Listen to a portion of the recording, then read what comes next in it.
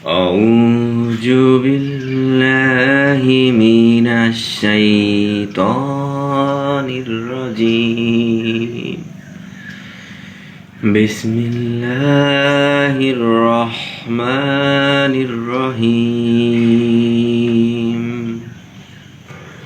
فإذا جاءت الطامة الكبرى فإذا جاءت الطامة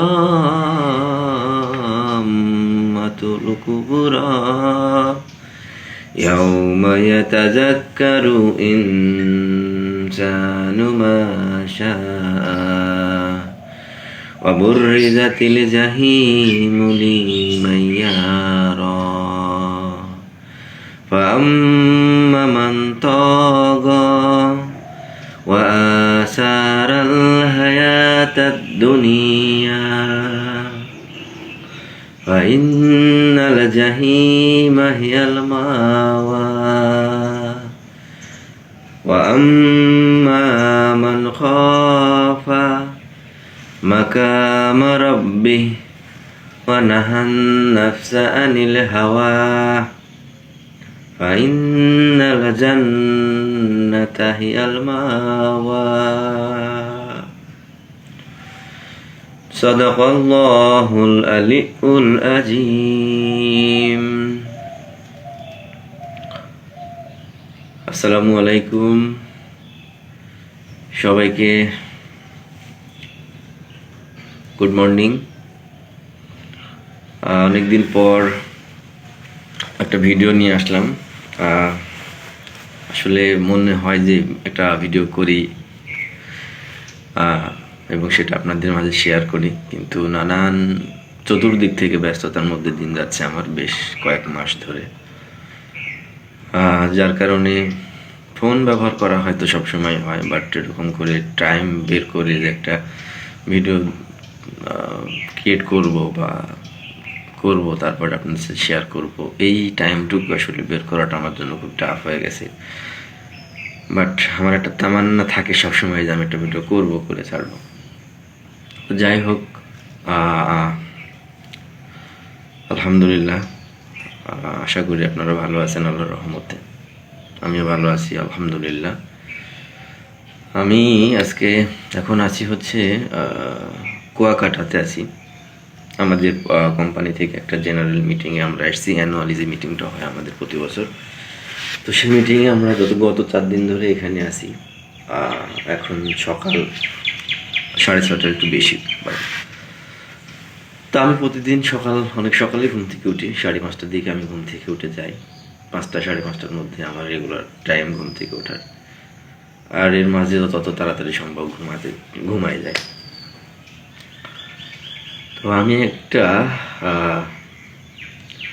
সকালবেলা তো শুরু করা উচিত যারা মুসলমান তাদের, আসলে কোরআন তেলাওয়াত দিয়ে, বাট আমাদের তো এটা হয়ে ওঠে না।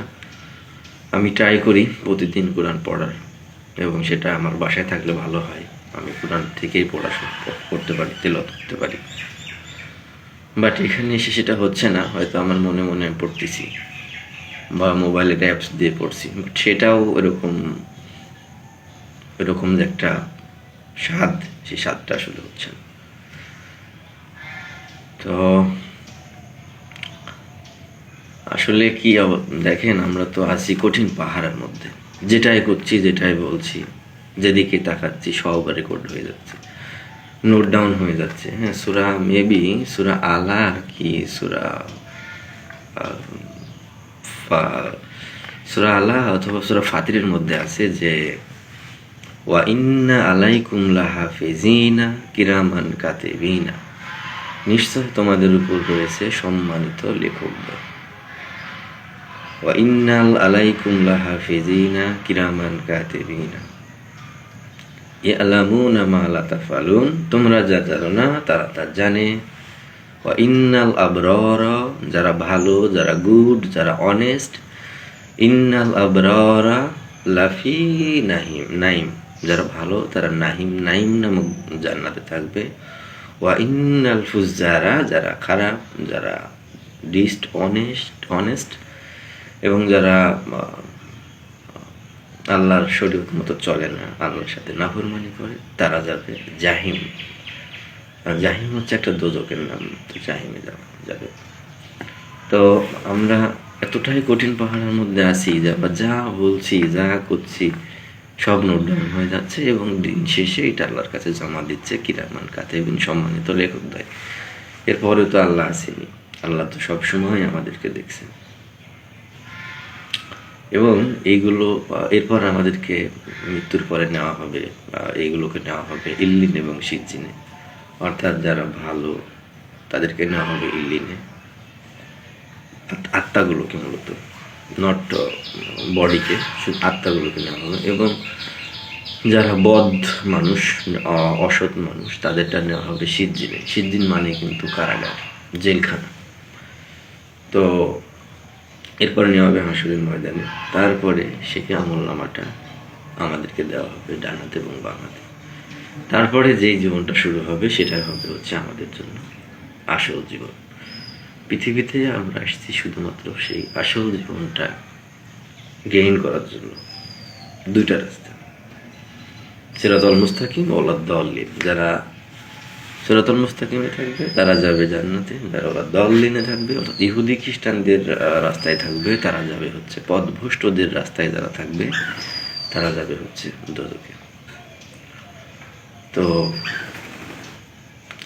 কোনো কিছু আমরা আসলে মনে করছি না, আমরা মনে করছি যে আসলে আমি তো এখন একা আছি, রুমের মধ্যে কেউ নাই, আমি যা খুশি তাই করি। আমি একটা ফাইল সই করি বা সিগনেচার করি, একটা অন্যায় ফাইল, যে ফাইলটা সই করলে আমি খুবই আর্থিকভাবে বিভিন্নভাবে আমি উপকৃত হতে পারবো। সেটার পিছনে যত মানুষের ক্ষয়ক্ষতি হোক তাতে আমার কেউ দেখার নেই। আমাকে তখন কেউ দেখছেন, আমি একটা সই করে ফেলি এবং আমি আমার উদ্দেশ্য হাসিল করি। বাট এটা তো একটা আসল ইমানদার এবং একটা মুমিন বান্দা এটা করবে না। আমার মনে হচ্ছে যে আমি এখন একা আছি, আমি পাশের বিল্ডিংয়ে একটা মহিলা হয়তো তার মতো করে সে আছে, আমার মনে হচ্ছে যে আমি তাকিয়ে থাকি, তার একটা ছবি নেই, অথবা তাকে টিক্স করি।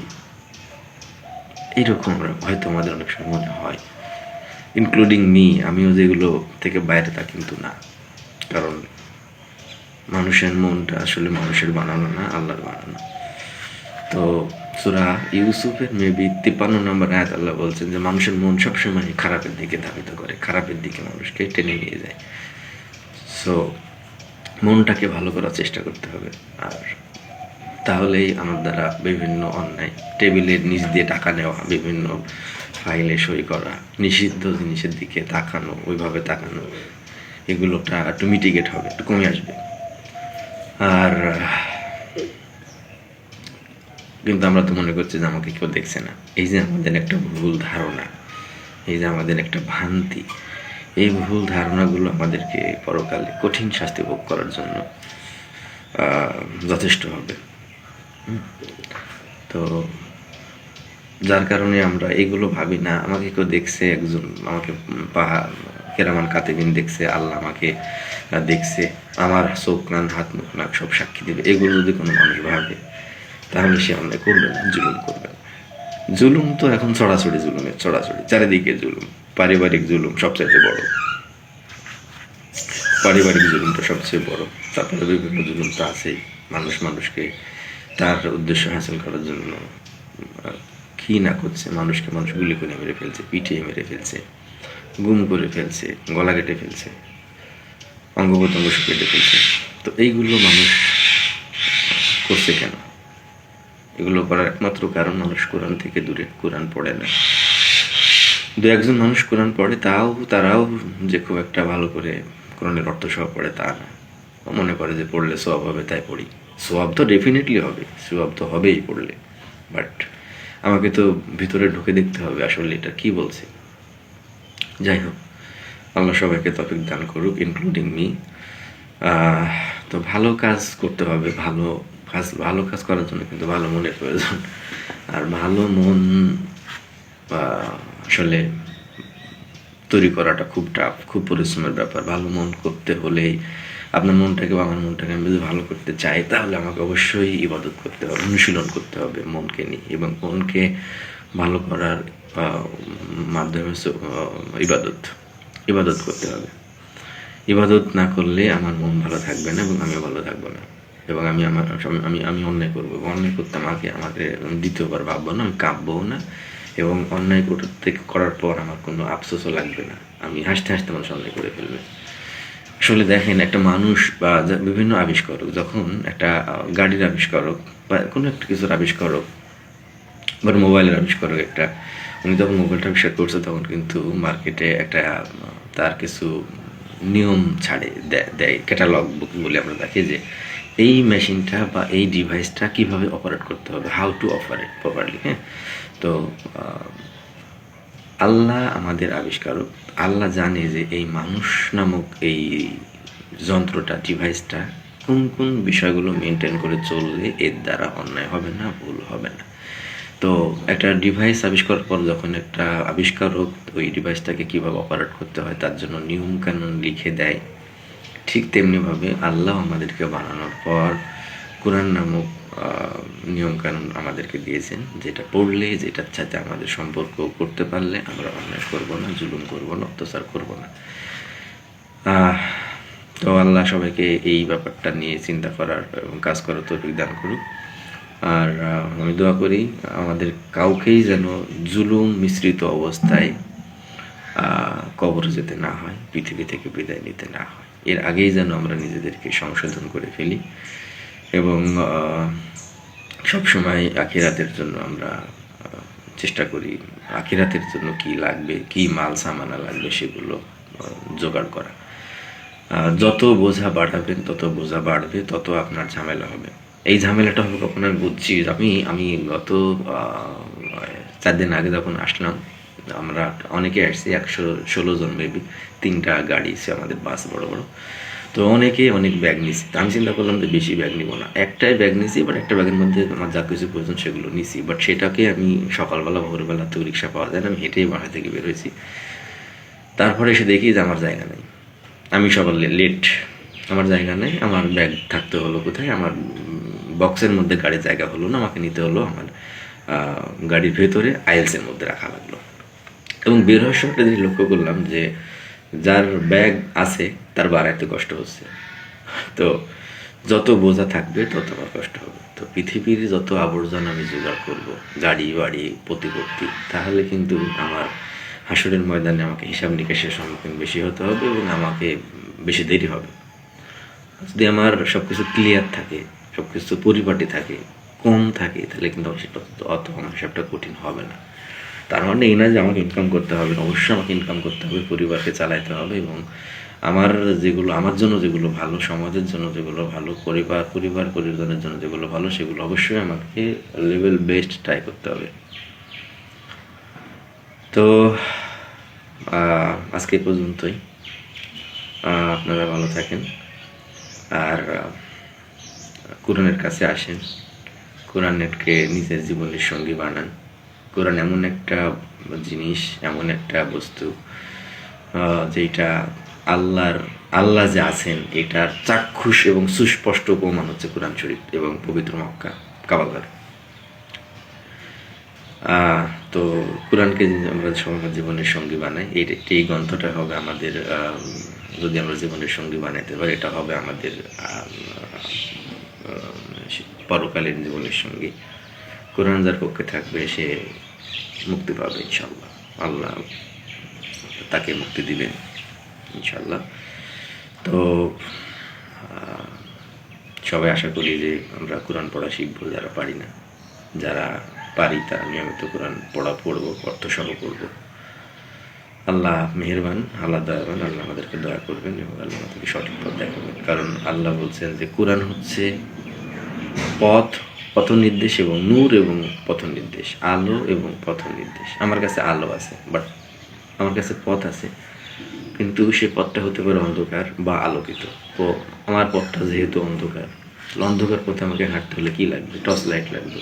তো টর্চ লাইট আমরা জ্বালিয়ে অন্ধকার রাস্তা পার হই। তো এমনি আল্লাহ কোরআনকে দিছে আমাদের জন্য পথ নির্দেশ, সেই সঙ্গে আলো, মানে পথও দেখায় দিচ্ছে এবং আমাকে, যেহেতু পথটা অন্ধকার থাকবে তাই আমাকে আমাদের আলো আছে, মানে কোরআন পড়লে আমি পথও পাবো পথে যদি কোনো ধরনের অন্ধকার থাকে, কোনো বাধা বিঘ্ন থাকে, আমি লাইট জ্বালিয়ে সেটাকে দেখে ওভারকাম করতে পারবো। তো কোরআন হচ্ছে অসাধারণ একটা জিনিস, অসাধারণ একটা গ্রন্থ, যে লেখক স্বয়ং আল্লাহ তাআলা, এবং এই বইটা আল্লাহর নবী পড়েছেন এবং সেই বইটা আমি পড়ছি, আপনারা পড়ছেন। খুবই একটা মানে অন্যরকম অনুভূতির ব্যাপার। তো এই অনুভূতিগুলো আমাদের সমাজের মধ্যে জাগাইতে হবে, আমাদের মধ্যে জাগাইতে হবে। তো সবাইকে ফাইনালি সবাইকে আবারও ধন্যবাদ আমার এই কথাগুলো শোনার জন্য। Thank you for watching my video and audio attentively. আর দোয়া করবেন আমার জন্য, আমি আপনাদের জন্য দোয়া করি। আমরা যেন আল্লাহর যে বিধানগুলো আমাদেরকে দিয়েছেন সেগুলো আমরা প্রপারলি মানতে পারি নিজে, তারপরে পরিবারকে মানাতে পারি, দেন আমাদের আশপাশে যারা আছেন তাদেরকে আমরা উপদেশ দিতে পারি, বলতে পারি। আমাদের কাজই কিন্তু উপদেশ, নিজে মানে এবং অপরকে মানানোর জন্য উপদেশ দেওয়া। আমাদের কাজ হচ্ছে রোড ডিউটি, রোডে থাকতে হবে। কোন রোডে? সিরাতুল মুস্তাকিম রোডে থাকতে হবে। বাট আমরা তো সিরাতুল মুস্তাকিম রোডে নাই। আমরা সিরাতুল মুস্তাকিম ইহুদি খ্রিস্টানরা বাইপাস করে বিভিন্ন রাস্তা বানিয়ে দিয়েছে এবং আমরা সেই সমস্ত রাস্তা দিয়ে হাঁটছি, যে এটার পরিণাম খুবই ভয়াবহ হবে। আল্লাহ না করুক যে আমাদেরকে ওই সিরাতুল মুস্তাকিম রাস্তা ব্যতীত ইহুদি খ্রিস্টানদের রাস্তা অনুসরণ করে কবর পর্যন্ত যেতে হয় বা আল্লাহ পর্যন্ত যেতে হয়, তাহলে মহাবিপদ হয়ে যাবে। আমরা চেষ্টা করব আল্লাহর বিধান অনুযায়ী জীবনযাপন করার এবং আমার পরিবারকে চালানোর। সবাইকে ধন্যবাদ। এগেইন আসসালামু আলাইকুম ওয়া রাহমাতুল্লাহি ওয়া বারাকাতুহু।